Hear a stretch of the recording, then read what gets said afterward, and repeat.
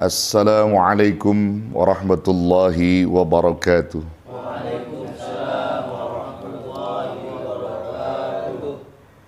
Bismillah, alhamdulillah, wassalatu wassalamu ala rasulillah wa ala alihi wa sahbihi wa man tabi'ah wa nasarahu wa wala wa la hawla wa la quwwata illa billah wa ba'du. Faqala azza min qail fi kitabihil aziz, qalu subhanaka la ilma lana illa ma'allamtana innaka antal alimul hakim. Para pencinta ilmu yang hadir di malam ini, yang insya Allah semuanya selalu dirahmati, dimuliakan, dicintai serta diridhai Allah Jalla Jalaluh. Alhamdulillah wa syukru ala ni'amillah. Di malam yang penuh berkah ini, malam-malam Sya'ban, kita berkumpul kembali, bermuajahah, duduk bersama di majlisnya Rasulullah sallallahu alaihi wa alihi wasallam dengan niat dan tujuan yang sama untuk mencari, menggali serta mengamalkan ilmu-ilmu Allah. Semoga apa yang menjadi niat baik kita diijabah oleh Allah dan dijadikan Allah sebagai amaliyah kebaikan di saat kelak kita berjumpa dengannya. Amin ya rabbal alamin. Saudara-saudara yang dirahmati Allah, malam ini malam Sya'ban. Tepatnya kita sekarang berada di malam yang kedua ya. Malam yang kedua. Kita diberi nikmat Allah, diberi izin oleh Allah, bahkan diamanahkan Allah. Dengan umur yang tersisa ini bertemu bulan Sya'ban yang sesaat lagi, tinggal hitungan hari, kita akan masuk pada bulan yang sangat istimewa, bulan yang dinanti oleh orang-orang beriman, yaitu bulan suci Ramadan. Namun sebelum hadirnya bulan yang mulia itu, Allah hadirkan terlebih dahulu di antara dua bulan, yaitu Rajab dan Ramadan. Bainar Rajab wa Ramadan, di tengahnya itu adalah Sya'ban.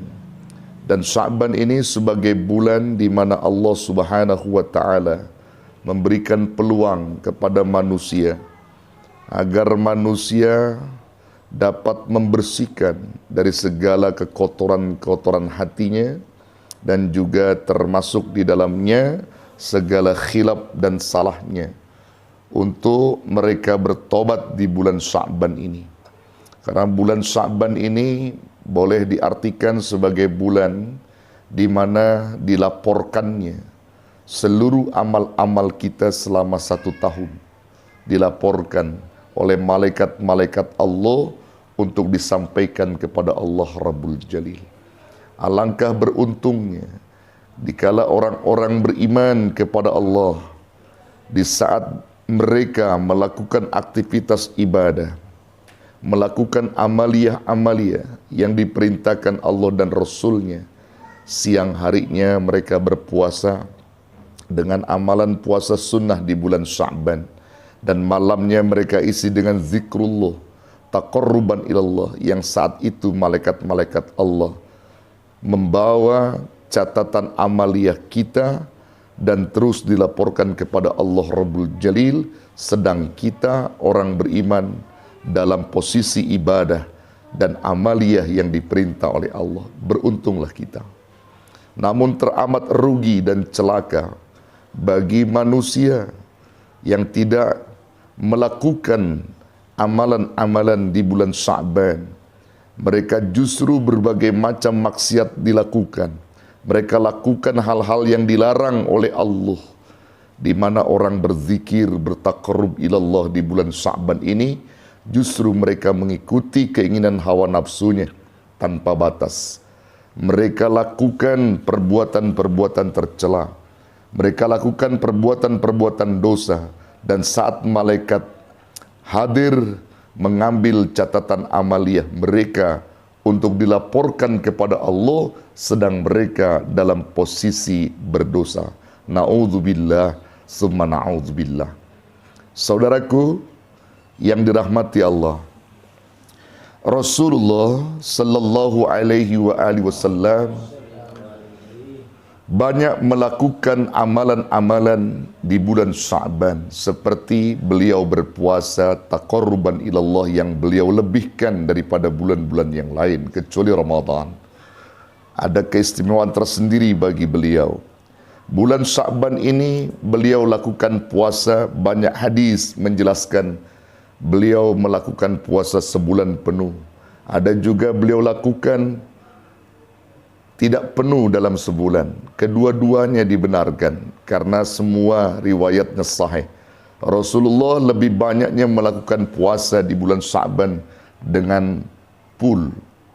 Namun tidak ada juga yang menyebutkan riwayat Rasulullah tidak full berpuasa di bulan Sya'ban. Namun lebih banyaknya beliau full melakukan itu. Nah, apa sesungguhnya yang dilakukan Rasulullah SAW itu sehingga menarik perhatian para sahabat? Kenapa Rasulullah begitu hebatnya melakukan amalan puasa di bulan Sya'ban? Hampir-hampir para sahabat mengira bahwa Sya'ban itu adalah satu kewajiban yang dilakukan Rasulullah dalam puasanya. Mereka, para sahabat, sering menemukan menjumpai Rasulullah di bulan Sya'ban melakukan puasa secara full. Salah seorang sahabat yang bernama Usamah bin Zaid radhiyallahu an bertanya kepada Rasulullah sallallahu alaihi wasallam tentang apa yang dilakukan Rasulullah dalam berpuasa di Sya'ban itu, di bulan Sya'ban. Kata Usamah bin Zaid radhiyallahu an, "Ya Rasulullah, wahai Rasul Allah, saya belum pernah melihat engkau berpuasa dalam satu bulan sebagaimana engkau berpuasa di bulan Sya'ban ini. Kenapa kau lakukan itu ya Rasulullah?" Kemudian Rasul sallallahu alaihi wasallam bersabda, kata Rasul apa? "Dzalika syahrun yaghfulun nasu anhu bainar Rajabi wa Ramadan wa huwa syahrun turfa'u fihi al-a'malu ila rabbil alamin fa uhibbu ayyurfa'a amali wa ana sha'im." Zalika syahrun, ini adalah bulan yaghfulun nasu anhu, yang banyak dilalaikan manusia daripadanya, bainar Rajab wa Ramadan, yaitu bulan antara Rajab dan Ramadan, yaitu bulan Sya'ban. Wa huwa syahrun, sedang bulan ini adalah bulan turfa'u fihi al-a'malu ila rabbil alamin, bulan di mana diangkatnya segala amal-amal manusia kepada Allah Rabbul Alamin. Fa uhibbu, lalu aku senang dan aku cinta, kata Rasulullah sallallahu alaihi wasallam, an yurfa'a amali wa ana sha'im, diangkatnya amalku sedangkan aku sedang dalam posisi berpuasa. Subhanallah. Saudaraku yang dirahmati Allah, ini menjadi catatan tersendiri bagi kita, saudara. Makanya laporan amal-amal kita, catatan amal kita itu dilaporkan, saudara, pertama di hari Senin dan Kamis setiap minggunya. Untuk laporan tahunannya itu adalah bulan Sya'ban. Nah, di bulan Sya'ban itu dilaporkan. Hari Senin, hari Kamis dilaporkan pula. Makanya Rasulullah menyunahkan puasa Senin, Kamis. Begitu Sya'ban, Rasul lakukan sebulan penuh, karena di bulan itulah amal-amal manusia dilaporkan. Rasul menginginkan kalau malaikat membawa amalnya sedang Rasul dalam posisi berpuasa. Ini juga menjadi syariah, sunnah bagi kita, saudara, untuk mengikuti apa yang dilakukan Rasulullah SAW. Paling tidak, kita tidak bisa berpuasa sebulan penuh di bulan Sya'ban. Kita ambil setiap hari Senin dan Kamisnya. Juga bertemu dengan Ayyamul Bid, hari-hari putih pertengahan setiap bulannya. Tanggal 13, 14, 15 atau 14, 15, 16. Kita ambil itu memberikan faedah tersendiri bagi kita sebagai umat Rasulullah Sallallahu Alaihi Wasallam di saat kita bertemu di bulan Sya'ban. Saudaraku yang dirahmati Allah, para ulama kita banyak menyebutkan malam-malam Sya'ban itu malam-malam yang istimewa. Terutama nanti ketika kita bertemu pada pertengahan bulan Sya'ban yang disebut dengan nisfu Sya'ban. Nama lain malam-malam Sya'ban itu disebutkan para ulama ada 4, saudara. Yang pertama, malam Sya'ban itu disebut juga sebagai malam Lailatul Syafa'ah. Malam yang penuh dengan syafaat, pertolongan dari Allah. Yang kedua, Lailatul Maghfirah. Malam ampunan dari Allah Subhanahu wa taala. Yang ketiga, Lailatul Itqi. Malam di mana Allah membebaskan manusia dari siksa api neraka. Dan yang keempat, Lailatul Qismah wa Taqdir. Malam di mana Allah bagikan rizki-rizki yang berkah dan Allah tentukan takdir bagi manusia. 4 malam ini merupakan nama lain dari malam-malam Sya'ban yang istimewa, terutama nanti ketemu pada pertengahan bulan Sya'ban yang disebut nisfu Sya'ban. Lalu bagaimana malam-malam Sya'ban disebut Lailatul Syafa'ah? Dan untuk siapa syafaat itu? Yang tentu saja bagi orang-orang yang mengharapkan pertolongan dari Allah, yang di malamnya mereka isi dengan zikrullah, mereka isi dengan tilawah, mereka isi dengan berbagai macam aktivitas kebajikan, termasuk di dalamnya bersolawat, beristighfar, dan juga mereka lakukan amaliyah hablum minan nas, bersedekah, berbuat baik, memohon maaf kepada handai tolan, kerabat karib, terutama adalah orang tua kita. Itu semua adalah amalan-amalan yang diperintah Rasulullah, yang apabila kita lakukan di bulan Sya'ban itu, Allah amat sangat senang melihat hamba-hamba yang patuh dan tunduk terhadap apa yang diajarkan Rasulnya, yaitu Rasul Nabi Muhammad Sallallahu Alaihi Wasallam. Syafaat ini diberikan bagi orang yang malam-malamnya di malam Sya'ban mereka isi dengan taqarruban ilallah. Lalu kemudian saudara, disebut malam Lailatul Maghfirah, malam-malam ampunan. Bagi siapa ampunan itu? Yang tentu saja bagi orang-orang yang memperbanyak istighfar. Mereka yang bertobat kepada Allah dengan tobat yang sesungguhnya, membersihkan dosa-dosa yang pernah mereka lakukan selama ini. Mereka sadar mereka bertemu Sya'ban yang sesaat lagi mereka akan jumpai bulan yang istimewa Ramadan. Maka saat itu mereka bersihkan dosa-dosanya dengan beristighfar, dengan memohon ampun kepada Allah. Mereka yang akan mendapatkan ampunan Allah Subhanahu wa taala. Abdullah ibnu Mas'ud radhiyallahu anhu, beliau pernah bertanya kepada Rasulullah sallallahu alaihi wasallam, "Ya Rasulullah, wahai Rasul Allah, ayyu dzambi a'zam?"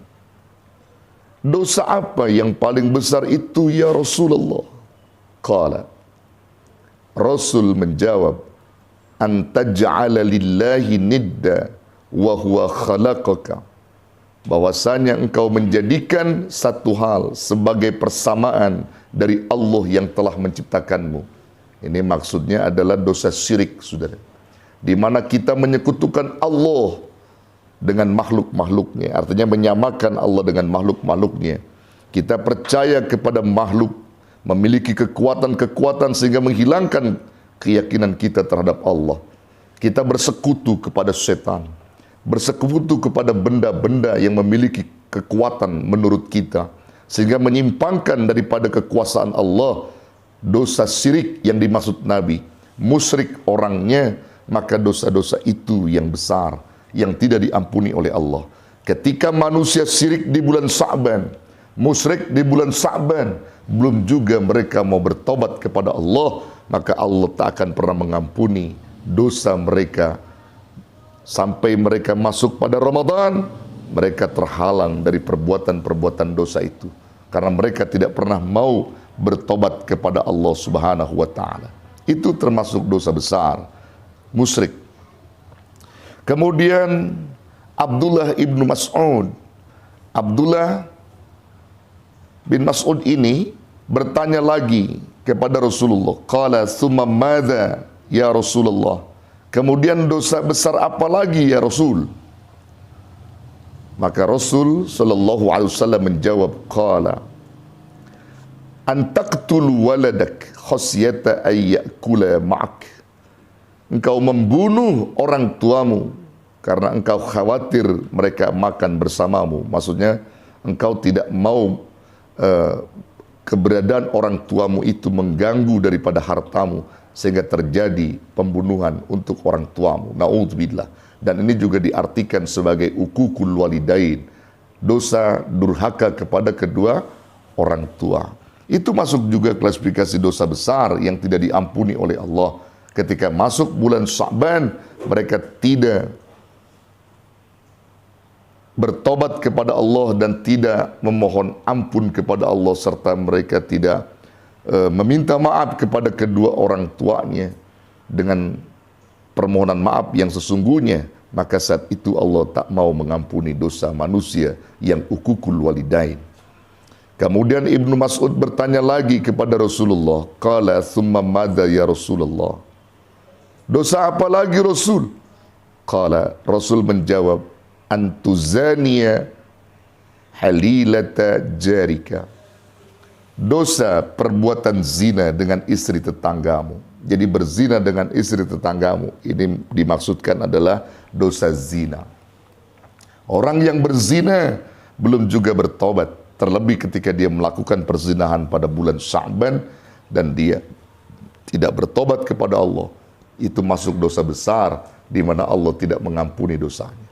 Jadi ada 3 orang yang tidak diampuni dosa di bulan Sya'ban ketika dia tidak bertobat. Yaitu siapa? Pertama, syirik, orang yang musyrik. Yang kedua, ukukul walidain. Yang ketiga, zina. Maka dosa-dosa ini berat, saudara. Nah, karena itu beruntunglah ketika kita terlepas dari 3 dosa ini. Masuk Sya'ban, kita tobat dengan tobat nasuha, Allah akan ampuni. Nah, karena itu, saudaraku yang dirahmati Allah, penting untuk kita cermati bulan Sya'ban yang mulia ini sebagai bulan di mana untuk mendeteksi diri kita agar bisa berjumpa Ramadan dengan penuh hikmah, dengan penuh rasa keinginan di dalam melakukan amal ya ibadah. Artinya ketika manusia benar-benar mendeteksi dirinya di bulan Sya'ban, maka dia akan benar-benar pula melakukan amalan-amalan di bulan suci Ramadan. Saudaraku yang dirahmati Allah, lalu bagaimana keterangan tentang puasanya Rasulullah Sallallahu Alaihi Wasallam di bulan Sya'ban itu? Banyak hadis-hadis sahih, di antaranya hadis yang diriwayatkan oleh Imam Bukhari wa Muslim yang langsung disanadkan oleh istri tercinta beliau, yaitu Sayyidah Aisyah radhiyallahu anha. Sayyidah Aisyah radhiyallahu anha pernah menyebutkan dan menjelaskan tentang puasanya Rasulullah sallallahu alaihi wasallam. Apa kata Aisyah? Yasumu hatta naqul. Beliau Rasulullah sallallahu alaihi wasallam berpuasa secara terus-menerus, continuous dalam 1 bulan. Hatta naqul, hingga kami mengatakan la yuftir. Beliau tidak pernah berbuka, artinya beliau tidak pernah melakukan tidak berpuasa. Artinya beliau berpuasa terus sepanjang bulan Sya'ban itu.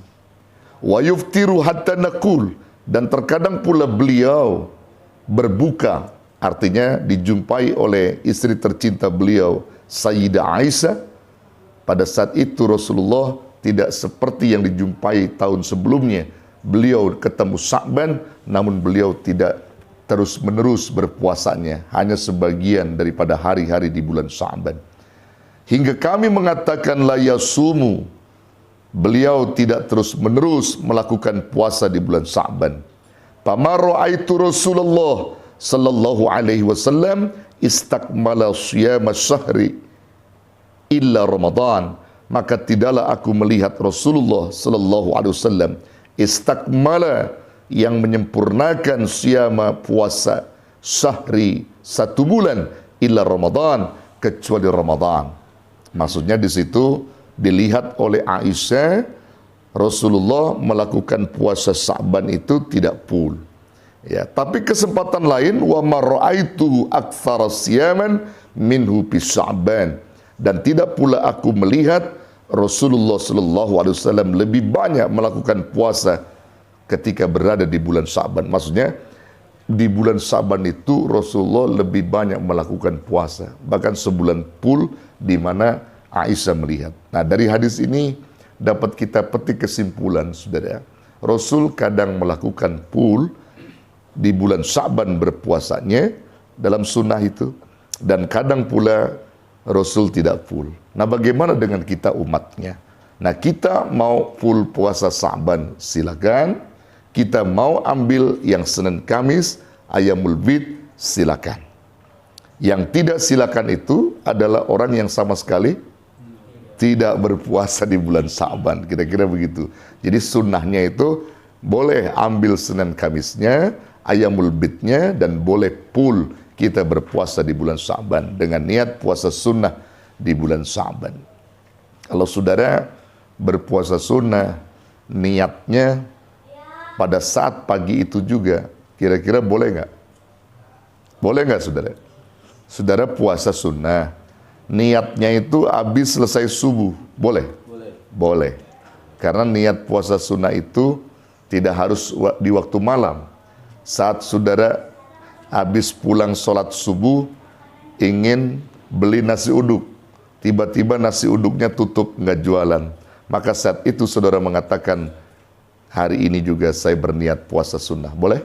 Boleh. Sahkah puasanya? Sah. Sampai ketemu maghrib itu sah. Tapi yang tidak sah itu ketika saudara habis sholat subuh, di musola udah makan nasi uduk 2 piring, lalu pulang ke rumah, nanya sama istri, ada masakan apa nih, Mama masak apa? Mama nggak masak apa-apa. Kalau gitu Papa puasa. Lah tadi 2 piring udah makan. Iya, 2 piring habis sholat subuh soalnya. Nah, itu nggak sah yang begitu. Artinya kalau antum nggak ketemu makanan di pagi itu, lalu niat puasa, sah kalau puasa sunnah. Tapi kalau puasa Ramadan nggak. Puasa Ramadan itu niatnya sebelum terbitnya matahari. Maka di waktu malam menjadi sunnah. Walaupun tidak berbarengan dengan perbuatan puasanya, maka disunahkan kita berniat puasa malam atau ketika menjelang sahur. Begitu. Tapi kalau kita udah subuh ya nggak boleh. Kita niat itu dibatal kita puasanya. Ya kalau puasa sunnah boleh.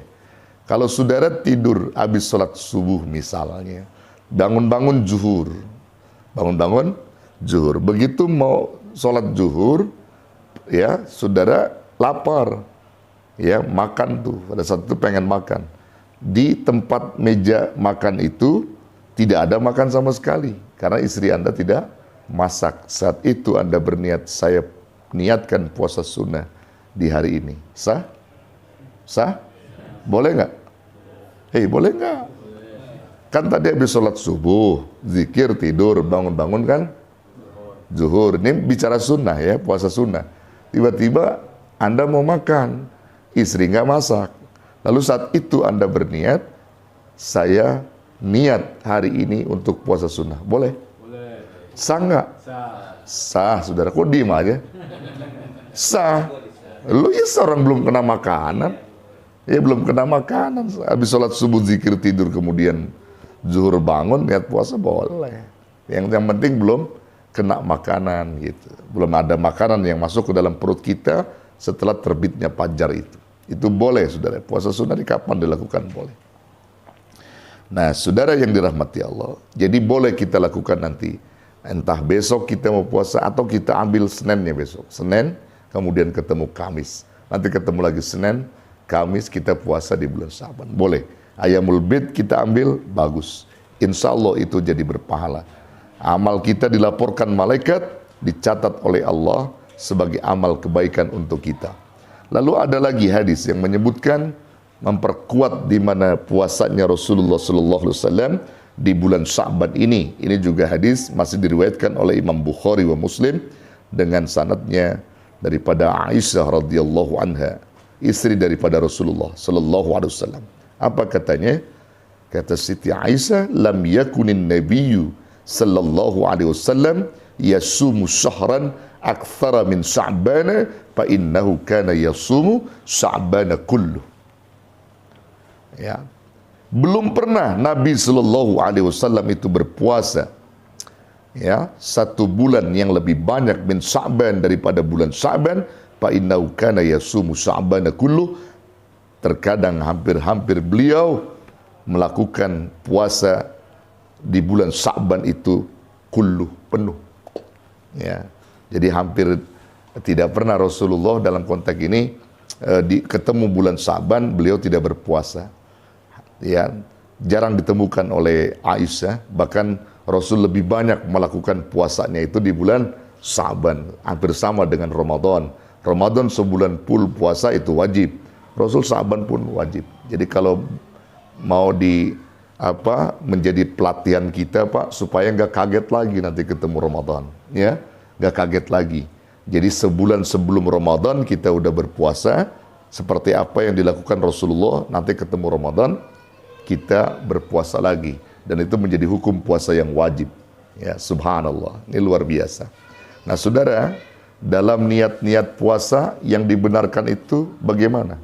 Kalau puasa Ramadan, puasa wajib, maka niat yang benar itu nawaitu sauma ghadin an adai fardhi syahri ramadhani hadhihi sanati lillahi ta'ala. Itu yang benar, ramadhani menurut nahu. Tapi kalau ada yang mengucap niat ramadhana, sah tidak? Sah secara umum, sah. Orang yang berpuasa mengucap nawaitu sauma ghadin an adai fardhi syahri ramadhani, kemudian dia baca lagi nawaitu sauma ghadin an adai fardhi syahri ramadhana, kedua-duanya sah. Yang tidak sah itu ketika dia berniat nawaitu sauma ghadin an adai fardhi syahri Maradona. Itu yang tidak sah. Ada yang niat begitu? Nggak ada. Kalau niatnya Maradona ya tidak. Terobsesi dia dengan bola, ya, bintang kesayangannya itu Maradona, sehingga dia sebut nawaitu sauma ghadin an adai fardhi syahri Maradona. Itu nggak sah puasanya.